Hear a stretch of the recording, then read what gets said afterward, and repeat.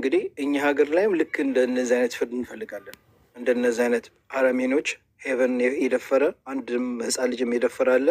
እነሱን እንደነዚህ አይነት ደፋሪዎች የሞት ፍርድ እንዲፈረድባቸው ነው እንጂ እስር ቤት ቁጭ ብለው መንግስት እንዲቀልባቸው አንፈልግም። አዎ በእውነት መንግስት እንዲቀልባቸው አይፈልግም። አሁን ሄቨን የደፈራት የአረመኔ እስር ቤት ውስጥ ተስማምቶታል። ወደ ፍርድ ቤት ሲሄድ ያየው ሰው ወፍሮ ተስማምቶታል ተባለ እና ለምንድን ነው እሱስ ስንት ጊዜ ሆነው? እኛ ሀገር ለምንድን ነው 10 ዓመት ምናምን ተፈርዶባቸው የሚወጡት? ነገ ወጥቶ እኮ ሌላውንም ህፃን ልጅ የማን ልጅ አንቺን የእኔ ልጅ ማን እንደሚደፍ ይሄን ፍርድ የምንፈልገው ለምን ያችን ህፃን እንደዛ አርግቶ ሲደፍራት እንደዛ አርግቶ አይኖን እየጎረገረ ሲያወጣው አላዘነላትም? ለምንድን ነው የሚታዘንለት? እና ለዳኛው የሞት ፍርድ ስጠውና ይታነቃሉ። እኛ ሀገር ግን ሄቨን የደፈረ የአረመኔ ቁጭ ብሎ ይበላል፣ ይጠጣል፣ ስልክ ሁሉ አለው ገብቶለታል ሲባል ስሰማ በጣም ነው የገረመኝ። ወላሂ በጣም ነው የገረመኝ። ጀግና ዳኛ ነው ወላሂ፣ ጀግና ወላሂ፣ በጣም ጀግና ዳኛ ነው። ትሰሙታላችሁ።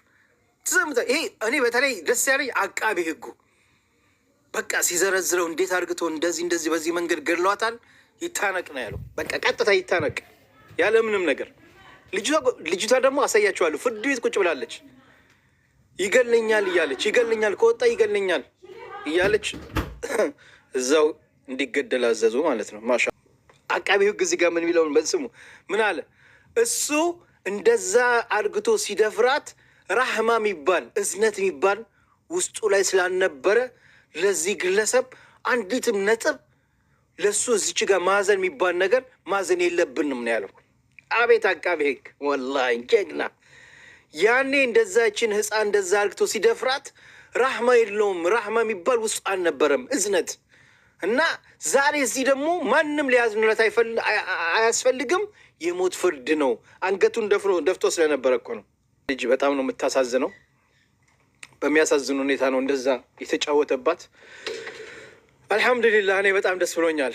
ግን የበለጠ ደግሞ ደስ የሚለኝ ሀገራችን ላይ ሄቨን የፈረደው ልክ እንደዚህ አይነት ፍርድ ቢፈረድበት እኔም በጣም ደስተኛ ነው የምሆነው። የዚህን ግለሰብ ፍርድ እስካሁን ድረስ እየጠበቅኩ ነው ወላሂ ያጀማ። የዚህ የሄቨን ህፃን የደፈረው አረመኔ የእሱን ፍርድ ልክ እንደዚህ እንዲፈረድበት፣ ታንቆ እንዲገደል፣ የሰባት ዓመት ልጅ እንደዛ የተጫወተበት ማለት ነው። እና ይህን ቀንም በጉጉት እጠብቃለሁ። የዚችንም ልጅ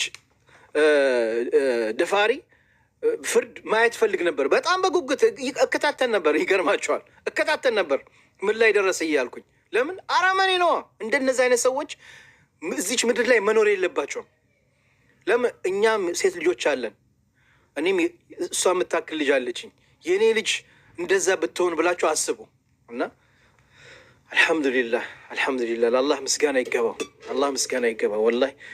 ኢንሻአላህ ደግሞ ሀገራችን ላይ ሄቨን ያቺ ህፃን ልጅ እንደዛ የፌቨንም ገዳይ ልክ እንደዚህ አይነት ፍርድ እንድናይ እንፈልጋለን ብላችሁ ሁላችሁ አንድ አይነት ኮሜንት ጻፉ። ፍትህ እኮ ራሱ እኮ ለእሷ ፍትህ መጠየቅ ነው። ገባችሁ? ነገ ያኛው እስር ቤት 10 ዓመት ወይ 15 ዓመት ታስሮ ይወጣና ሌላውን ቀጣይ ህፃን ልጅን ይደፍራል። ያንቺን የኔን የማን ልጅ እንደሚደፍር አይታወቅም። ያ አረመኔ ይህም ፌቨን የገደላት ልክ እንደዛ ነው የሚያደርገው። ይወጣል ነገር ሌላውን ይደፍራል። ግን እንደዚህ ከተገላገልን ልክ እንደዚህኛው አይነት የሞት ፍርድ ከተፈረደበት አለቀ። እንተሃል አምር። እንደነዚህ አይነት ሰዎች ምንጊዜም ይሄ ነው በቃ ጭንቅላታቸው ላይ የሚያስቡት። ስለዚህ ሁላችሁም በተለይ ቪዲዮ ላይ እየገባችሁ ፍትህ ለሄቨን እያልን እንጽፋለን። ቫይራል መውጣት አለበት። ከዛ በኋላ መንግስትም እንደ አዲስ እንትን ሊለው ይችላል እንጂ እንደዚህ አይነት ወንጀል የሚሰሩ ኢትዮጵያ ውስጥ እንደው አንድ እንኳን ቅጣት ቢቀጣ ወላሂ አንድ ሰው ወንጀል አይዳፈርም ነበር። ግን ምን ታደርጉታላችሁ? አስቸጋሪ ነው። ስለዚህ እየገባችሁ ቪዲዮውን ሪፖስት አድርጉት። ባረከላሁ ፊኩም።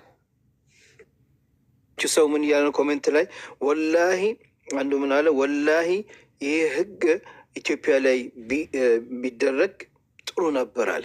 አዎ አያችሁ። ስለዚህ ግቡና ፍትህ ለፌቨን የፌቨንም ደፋሪ ልክ እንደዚህ እንዲፈረድበት እንፈልጋለን። ያኔም ልክ ፍትህ እንዳለን እናውቃለን እያላችሁ ጻፉ። ልጅቷ እኮ ተነሳለች። በነገራችን ላይ ማንም አያስታውሳትም። በቃ እሱ እስር ቤት ቁጭ ብለዋል። ስልክ አለው፣ ይበላል፣ ይጠጣል፣ ተስማምቶታል አሉ። እንደውም ወፍሯል። ወደ ፍርድ ቤት ሲሄድ ያየው ሰው ጣሪያ ወፍሮ ተስማምቶታል ተባለ። ስለዚህ ፍትህ ለፌቨን ብላችሁ አሁን የሰራሁት ቪዲዮ ላይ ገብታችሁ ቪዲዮን ሌላ ሰው ሲያይ እውነትም ፌቨን ለካ ተረሳች። ልክ ለምንድን ነው እንደዚህ አይነት ፍርድ በዛ እድሜ ላይ የማይፈረደው ተብሎ ሰው ያስታውሳታል። እመኑ። ግቡና ቪዲዮ ላይ ጻፉ ኮሜንት። ሙቤው እዚህ ጋር ራሱ የ7 ዓመት ልጅ ተደፍራ የተገደለች ኦሮሚያ ክልልም ሌላ ተገላለች እያሉ። አዎ እሷም አለች እንዴ። ለእሷም እኮ ቪዲዮ ሰርቻለሁ አውቃታለሁ እንዴ። እሷንም በእሷም ላይ ቪዲዮ ሰርቻለሁ። የት አሉ? ተናግሬያለሁ እኮ ቪዲዮ ላይ የሰራሁት ቪዲዮ ላይ ተናግሬያለሁ። የእነሱ ሀቅ የት አለ? የእነዚህ ልጆች ሀቅ ተረሳ ወይ? ፎቶቸውን የሄቨን ፎቶ ለጥፌ ነው የሰራሁት ቪዲዮ ላይ። አሁን የሰራሁት ቪዲዮ ላይ የሄቨን ገዳይስ ይሄስ ገዳይ መች ነው የሚፈረድበት? እስከ መች ነው መንግስት የሚቀልበው ብዬ ቪዲዮ ላይ በደንብ አንስቼዋለሁ። ለምን ተረሳች? ልጅቷ ተረሳች። ያኔ በቃ ሁሉም አዘነ፣ ሁሉም ሚዲያ ላይ ያቀረባት እናትየውን በቃ ቤት ተሰጣት። ግን ያኛው እስር ቤት ነው እስካሁን። ለእናትየው ኦኬ ብዙ ነገር ሊደረግለት ይችላል። ግን ያቺ ልጅስ የሞቶችስ ልጅ ሀቋ የለም? እንደዛ ተጫውቶባት ህፃን ልጅ ላይ በአፈር አፍኗት ድምጿ እንዳይጮህ። ይሄም እኮ ልክ እንደዛ ነው ያደረገው። 4 ጣቱን ነው የከተተባት። እንደዚህ አፍኖ ነው እንደዛ የደፈራት።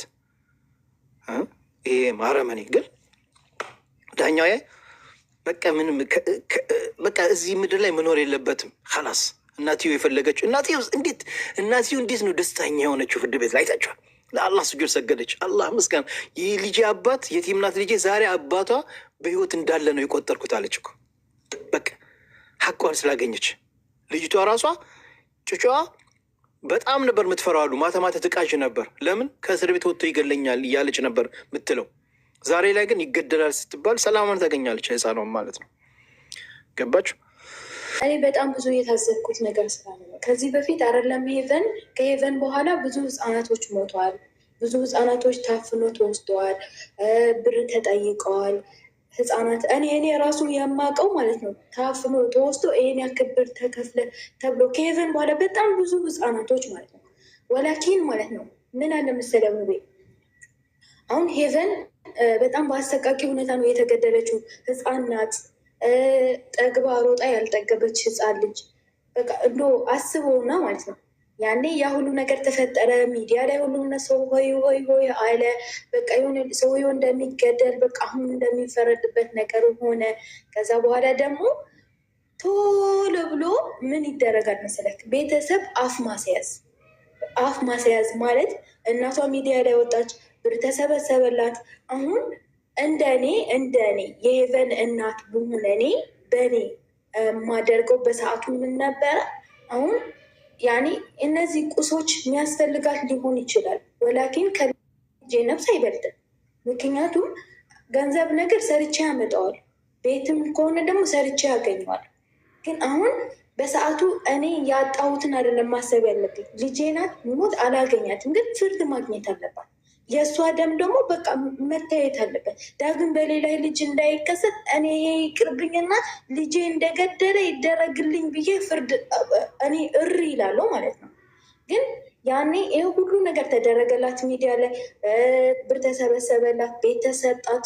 ከዛ በኋላ ግን ጸጥ አለ ማለት ነው። አላለም ብሎ አላሙቤ ብሏል። አፏን ተያዘች። ከዛ በቃ ዝም አለ ማለት ነው። ለምን ይሄ ይሆናል? ለምን እንዴ? ብር እኮ ተሰርቶ ይመጣል፣ ቤትም ተሰርቶ ይመጣል። ስለዚህ ግን ከልጅ ነፍስ ይበልጣል አይበልጥም? እኔ ከዛን ጀምሮ እናትየው ወጥታ ስታወራ ሰምቼ አላቅም። ስለ ሄቨን ማንም ሲያወራ አይቼ አላቅም።